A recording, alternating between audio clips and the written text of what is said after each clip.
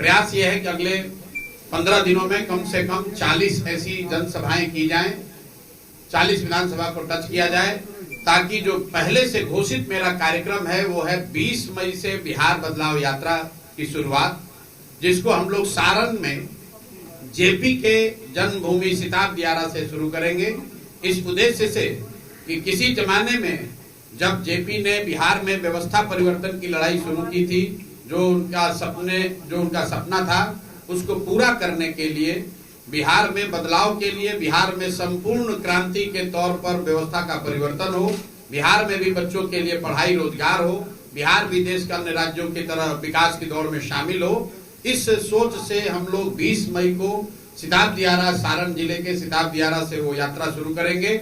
और उसके तहत मैं इन राज्य के इस हिस्सों में भी आऊंगा जहां हम लोग बैठे हुए हैं।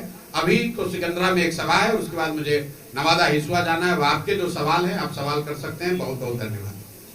आप लगातार घूम रहे हैं, लोगों का क्या रिएक्शन आ रहा है, कैसे देख रहे हैं? जो आप बातें बता रहे हैं कि हम लालच में नहीं वोट दे, अपने बच्चों के भविष्य को देखें, क्या लग रहा है? देखिए, बात जो हम लोग बता रहे हैं ऐसी कोई बात नहीं है जो जनता को पहले से मालूम नहीं है।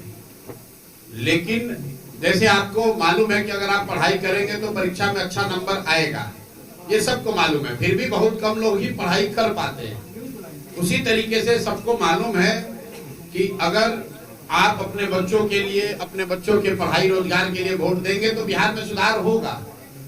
जरूरत इस बात की है कि लोग उस बात को सुने, समझे और उस संकल्प पर वोट के दिन तक टिके रहें। तो जन सुराज इसी प्रयास में है।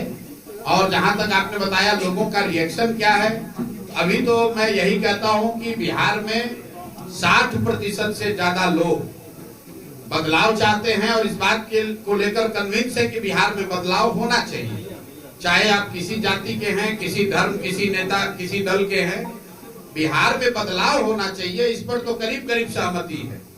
इसका मतलब ये नहीं कि हर आदमी जनसुराज को चाहता है, लेकिन बिहार में जो अभी स्थिति है, जो कुशासन है, जो भ्रष्टाचार है, जो ध्वस्त शिक्षा व्यवस्था है, जो पलायन है, बेरोजगारी है, इसमें ये स्थिति बदलनी चाहिए। इसको लेकर तो जनता पूरी तरीके से कन्विंस है।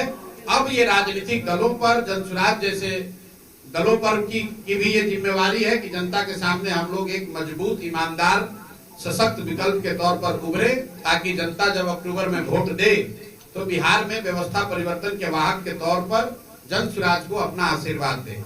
सर, पहलगाम की घटना को आप किस नजरिए से देखते हैं? उसकी निंदा करते हैं। कोई भी